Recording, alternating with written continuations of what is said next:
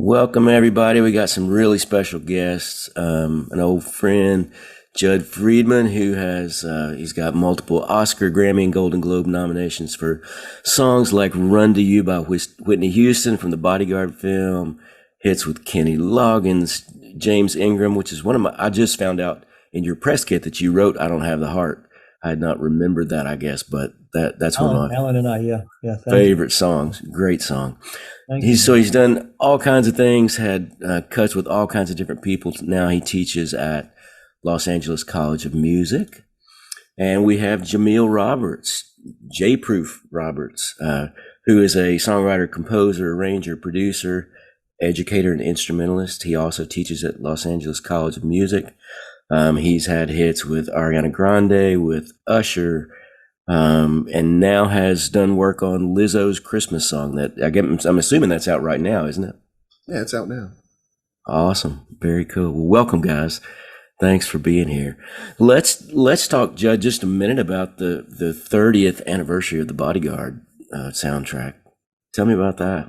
There's been a lot of hoopla. There's a lot of Whitney in the air these days, which is so nice because she was so special. It was such an incredible experience working on that record, as you can imagine. And, obviously Jameel has been down this route as well. I mean, we've both been blessed to work with some incredible artists and incredible singers, but when I think about Whitney, I think about it's kind of a gamut, Jameel, Marty. It's like some of them, maybe not the best singers. It's a lot of work to make them sound okay. And then you go all the way to, very good, extremely good, great. She was really in kind of her own ballpark. I mean, I've never worked with anybody like that. I mean, she just, when I'm making the record with her, she kept saying, "Jud, am I singing this right?" And it was kind of like,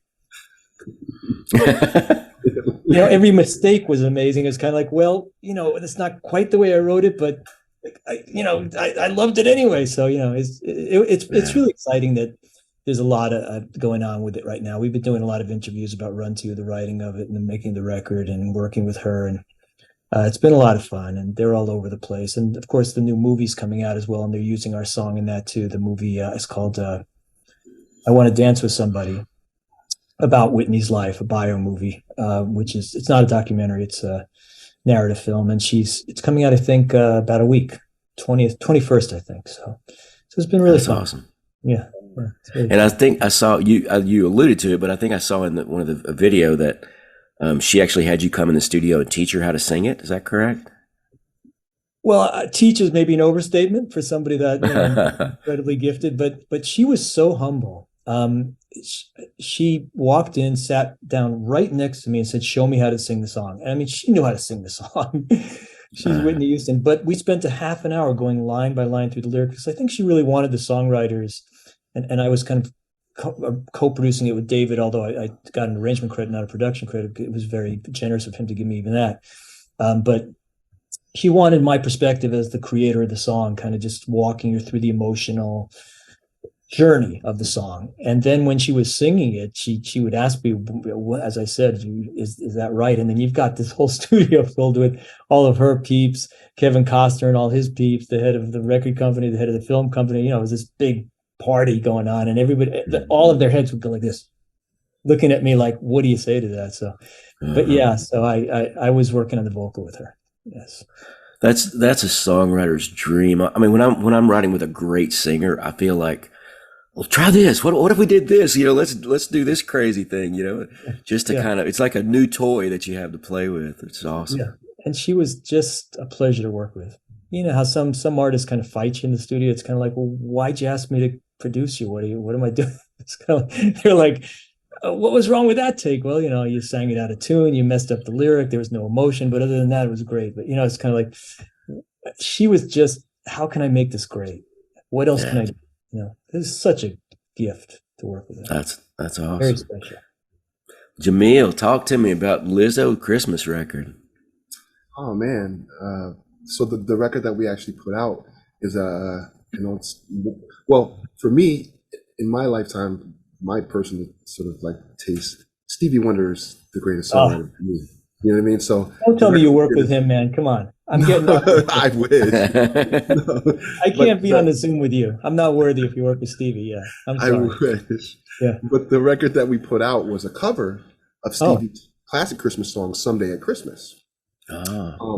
And so, I spent most of the summer because originally it was supposed to, we literally worked on an entire Christmas album.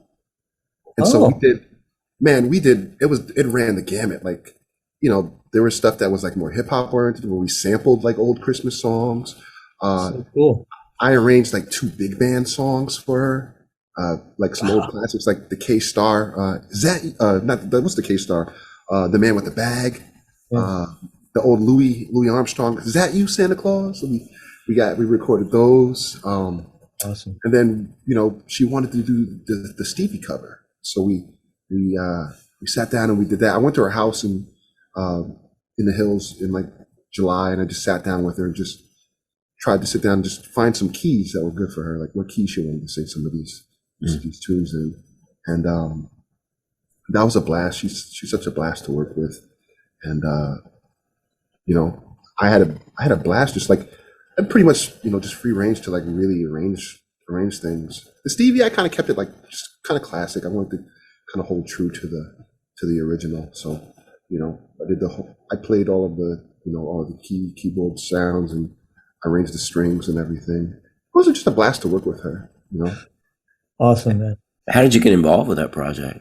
Oh man, a buddy of mine that I've been working with for maybe like 10 to 12 years now, Andrew Wanzel, is a producer, and we did some of our first work with like Nicki Minaj, really back in the day, and I did a record with him.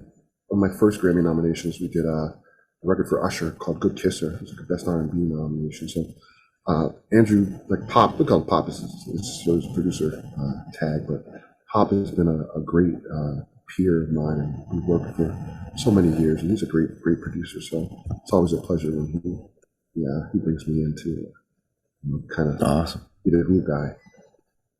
Fun stuff. Well, let's talk about teaching. So we all 3 teach.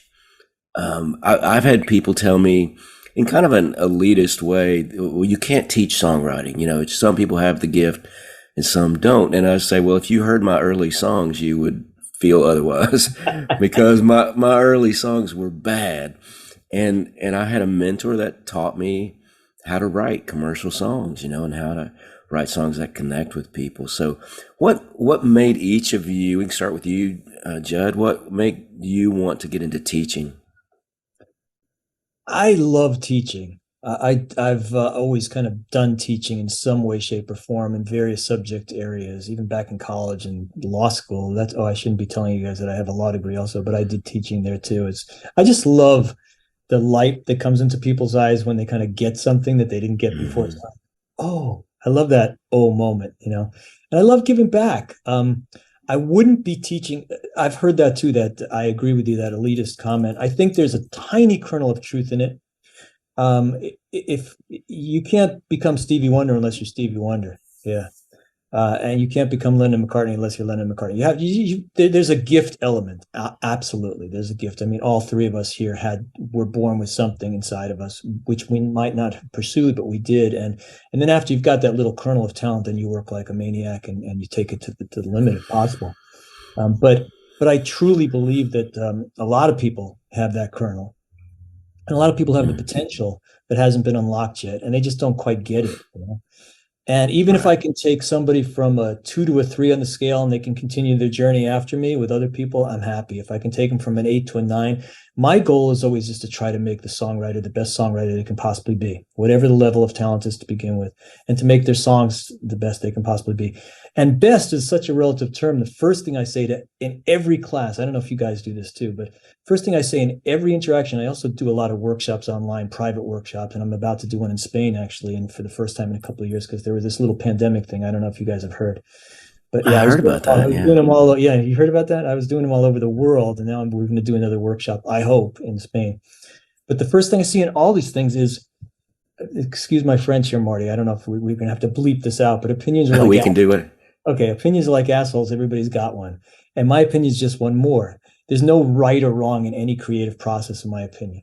So I'm just giving you the benefit of, if there is a benefit to my years of experience and my subjective take on what you're giving me from the perspective of what I do and what I think makes a really good song and what makes a song, whether it's good or bad, that hopefully can break through the digital noise. So it's always about the artist and the songwriter, him or herself or themselves. They have to make the ultimate decision. If they can take something from what I have to offer, then I'm thrilled. And if not, that's okay too. But I love giving back. I always have. So it's a pleasure for me, and I learn just as much from these guys as they do from me. Oh, I do too. I get so much from them. I kind of makes me think about, okay, why does that song work? Why doesn't that song work? And also they'll bring stuff to me. I don't know about you guys, but we're also busy kind of making stuff. Sometimes we miss some of the stuff that's bubbling under, and they'll go, "Hey man, have you heard that song?" And I'm like, "Uh-oh, no, I haven't heard it. Play it for me." So then I'm out there catching up through these guys. So yeah. Absolutely. I had one of my peers who had told me one time he didn't feel like you could teach songwriting, called me one day and he said, I was out taking golf lessons yesterday and I thought, this guy he can't guarantee that I'll be on the PGA tour, but he's making me enjoy golf more. Absolutely. And he's making me better. Absolutely. And he said, I finally got it that if I can help people enjoy songwriting more and I can help them be better than they are now, I'm doing a good service, I'm thrilled, man. That's and I don't teach in any conventional way. Like I'm not interested in, and there's nothing wrong with this at all. Don't get me wrong. I mean, this is a verse, this is a chorus. There has to be a structure because I don't believe any of that stuff. Not that those terminologies aren't really important in communicating between songwriters. Right. I just listen to people's stuff and comment on it. That's the way I prefer to teach. And work with them because those are the most important songs to them, their own songs, Let's see Absolutely. What we can bring to your party. So, Jameel, how did you get roped into teaching? Roped in. Roped in. To be quite honest, maybe it's, my father was sort of my first educator. So, he's a very intelligent person. But I think for me, it was like, both of my parents are Caribbean immigrants and, music and songwriting, isn't the first choice for, their kids when they kind of came to this country. So for me, there was a lot of struggle with trying to find outlets to learn. I would be at church and like trying to grab onto the coattails of the musicians and the choir directors and like teach me that. And I never really found that anybody would really give me that education, And so I always sort of vowed when I got a little bit older and I, kind of, gain some knowledge that I would always kind of give back. And I really enjoy educating. I really do. It's something that's like, it's important to me. And, I kind of approach it from, at my core, I'm a jazz musician. That's sort of my first genre of discipline. And so jazz is like about improvisation, right? And I feel like most people think that jazz musicians are just making stuff up out of their mind, right? But it's not the case. I'd say like 90% of it is like the things that we learn, that we input. Licks, motifs, scales, vocabulary, right? And then the 10% is that's that magic, that's that creativity that they kind of, that you just put it all together, right? I feel as for me, at least, creatives we're just taking things that we've kind of inputted and putting them together in our own kind of special way. So when I teach, I kind of look at, and I tell my students, I can't give you creativity. Like your magic is your own, right? I can just support you. And maybe we can talk a little bit about the craft and just, why some things might work and, why things, how things may go. I love analysis and just kind of looking at the greats and looking at their songs and just seeing why they work. And so that's how I kind of approach teaching songwriting is just, let's take a look at what you're doing and just, amplify and enhance like what it is that you do creatively just through, taking a look at craft and what works. Picking up on something you said, Jameel, we're so lucky. These kids now, are so lucky, and we're so lucky to have a hand in it because when we were coming up, there were no LACMs around, man. There were no organized. You had music programs in school as far as they went, and I took advantage of those as best I could. And I had a couple little courses in college, but in terms of teaching jazz or teaching pop music as an art form, there was no curriculum for that. There were no schools for that. So these kids it's fantastic. I'm so glad that I can jump into that arena and take part in that, Yeah, for sure. I definitely, there was like the things that I've learned of they're just through experience. Me too. Yeah. No one, But like, listening and working with yeah. people and, going up to people and say, you wrote that? How'd you do that? Yeah, for sure. Yeah. Yeah, everything we do in SongTown is based on what we wish we had coming up. We try to think of all the things that would have helped us that we had to kind of figure out on our own. Yeah. Well, I've had some people ask me, they would say, well, why every minute that you're spending teaching people and working with students, you're not writing songs? Why would you do that? What would your answer be to that? What do you mean? Like, I learn from my students. Like, that's the craziest thing in the world. Like, man, I'm not that old. I'm 40 years old. Like, life for me, like, is about learning. Like, everything is about learning. So, I'm a better writer because I teach. I don't know about anybody else. Like, I'm a better musician, I'm a better producer because Absolutely. I teach. Like, it's Couldn't like, agree with you more, man. if you can't put into words in the simplest sense those concepts that then I don't think you really know them. Like, I don't know. That's just me. Yeah. Hey, that's like asking somebody, why did they do anything but work? I mean, it's like Yeah. you do things you love to do. That informs your work and helps your work breathe. Unless you're Diane Warren, you can't spend 18 hours a day in a studio, huddled over a computer or a guitar or a keyboard. I mean, I love that stuff. I love it. But guess what? I love my wife, my kids. I love playing softball. I love going to the gym, and I love teaching. And I always tell my kids. I had this one kid this quarter, who is really feeling like, and I'm sure you go through this too all the time. You get people saying, I have a writer's block. I'm not inspired. I can't do anything, And I was like, well, are you hanging out with people? Are you taking advantage of the college experience? This is a college too, Well, not really. I'm like, well, take a day off and just go to the movies, go to a party, man. Yeah. Just go, play ball or something. Go out and do something different. Because first of all, you got to free your mind. And second of all, you have to have experiences to have things to write about. Exactly. It's like fuel. It's like creative fuel. If you're not living anything, you're not experiencing anything. What do you have to output?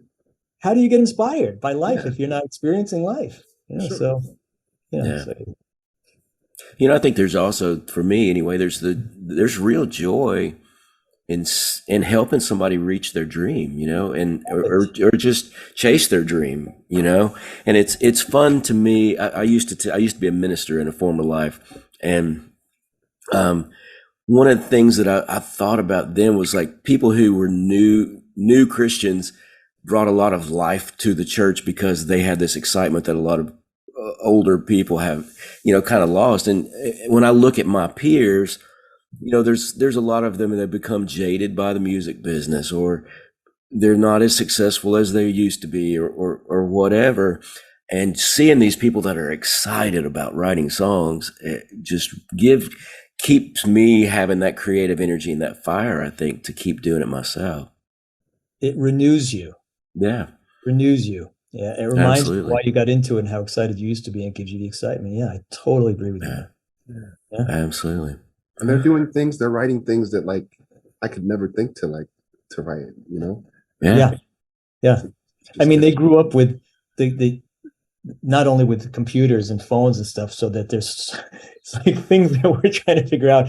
How do I use that app? I mean, it's kind of like it's unconscious for them. They don't even have to think about it. But yeah, they're so in tune with the vernacular of this moment, the way people speak, the way they're interacting, the apps they're using for dating. I mean, everything about this world, which I left behind. I didn't leave the world behind, but I mean, I'm a grown up now. So I'm not trying to meet someone. I'm not going through that. I'm not on the street hanging out in clubs the way I used to. I'm a family guy at this point. I'm still a rock and roller at heart, but so I love learning stuff from these kids. They keep teaching you stuff. So it's fantastic. Absolutely. Love it. What's one piece of advice you would give anybody trying to start out as a songwriter? You take this one first, Jameel. I think for me, it's two things. Like one thing, I mean, Jud, you talked about it earlier. Writing songs is like traveling, right? Like my daughter lives in Philadelphia, right? I'm here in LA. I could take a bus to Philly. I could take a boat around South America. I could walk, I could crawl on my knees, right? I could fly in a plane, right? So anybody tells you there's one right way to write a song, they're lying. You can tell them I said that, right? So there's no one right way. But also for me, I think the biggest thing for me has been just looking at like emulating, just looking at songs that I love, that I think are great songs, Stevie Wonder songs, and just looking at it and just seeing, oh, what did he do right there? Oh, that's what works. It's like, find the things that you love and that touch you and impact how you feel and emotionally about songs, and just take a deeper look at it and just see why it works. And then try to take some elements, because all you are as a songwriter is just everything that you've experienced. So look at what you've been taking in and just see why it works, and then hopefully you can use that and channel that in your songwriting. Yeah, that's great. I would say on a creative level, I'd separate the question into creative and business. And on a creative level, I would say exactly what Jameel said, with one additional coda, which is listen a lot, explore a lot, be wide open to suggestion, but also realize everyone's a critic. Opinions like assholes. So you got to take everything with not just a grain, but a pound of salt. You have to find those mentors who really care about you and really have your interest at heart, as opposed to they're just kind of boosting their own ego by advising you and saying, hey, I know how to do this, and let me show you how to do it. You got to find those, even one person who really is in your corner, who can say, hey, I want to help. Let me help you. If you can find that one person, you're really blessed. That's a great thing. And just listen a lot. Listen to what's out there. Listen to old stuff. Listen to the great stuff from the 60s and 70s. Stevie, I mean, that's the pinnacle. I mean, aspire, dream really, really big in terms of your creativity, as well as on a business level. I always tell these guys, you can't when you get to a certain level of craft, whether you have this immense talent or not, I say, the example, if someone locked me in a closet and they said, you can't come out until you've written a song, 3 minutes and 12 seconds later, I'd be tapping on the door. Okay. Yeah. Because, when you get to be craftspeople, as we all are, I could write a song in 3 minutes. I know the craft. I could do it. It'd probably be horrendous, but, here's a song. Okay. Yeah. But that's not good enough. You have to aspire to something great. You have to aspire to look what's out there. I mean, look at Spotify has 80 million songs on it or something right now, and only like 1,000 of them actually are any kind of regular rotation. You have to break through. You have to try to do something great, but at the same time, you can't look up at the top of the mountain. You can only go one step at a time. Get a little better each day. Try to just improve your craft and work at it. And then on a business level, I always tell these guys, it's the music business. We love making music. If it were up to me, I would never do any business. I would just be a creative person all the time. But guess what? That's not reality. So you have to treat it like a business and a profession also. It's not like, I don't feel like writing today. Nobody's saying you have to be an accountant and get up at 8 and work until 6 every day. I don't believe in writing like that. Some people it works great for. I don't work like that. If I have a project, I might be working 20 hours straight. But generally, I work in spurts the way I want to, and I do business, I do creative, I do meetings, whatever, but it's still your profession. It's what you get up in the morning, you go to the gym, whatever, you eat, and then you work. It's not like, I don't feel like it, Treat it as a job. It's still your job. So. Yeah. I think it was Stephen King that said writer's block is a luxury afforded only to amateurs. That's a great line. Yeah. I tell my students that all the time. There's like, There's writers, like, I don't got it, but I still got to do it. Well, that's the thing. All of us have had the experience, right, of sitting at keyboards or guitars or whatever we write with, and just like day after day going, I suck. I'm horrible. I'm never going to write. But that's not failure. That's a path that's leading you through one closed gate. Oh, that's not going to work. That's going to work. Oh, that's the one, because eventually you stumble on something that does work, but you're never going to hit that home run if you don't come up to the plate, right? Yeah. And you can't, you get the call from Lizzo or Whitney Houston to come over and do, you can't go, I'm just not feeling it. I'm sorry. I'm not feeling it. Or like, find somebody who is. Yeah, are you ready for the session? No, I didn't feel like preparing for the session yesterday. I don't have the chart. Sorry. I'm like, oh, really? Okay, bye. Yeah. Yeah. That works once. Yeah. Well, guys, thank you so much for sharing your wisdom, for your heart for teaching, all that kind of stuff. We'll put stuff in the show notes if you have links you want people to check out. But pay attention to the Bodyguard 30th anniversary, Lizzo's Christmas record, and check out what these guys have done. Hope you enjoyed that. We've kept you after school just a little bit today on this episode, so we won't have a song. Check out the show notes to get more information on Jud and Jameel, and also to learn more about SongTown and our sponsor. SongTown Songwriting is sponsored by Sweetwater Gear. They've got instruments, every kind of recording gear imaginable. It's unbelievable all the stuff they carry, and we're proud to have them sponsor the show. So check it all out in the show notes. We'll see you soon. Take care.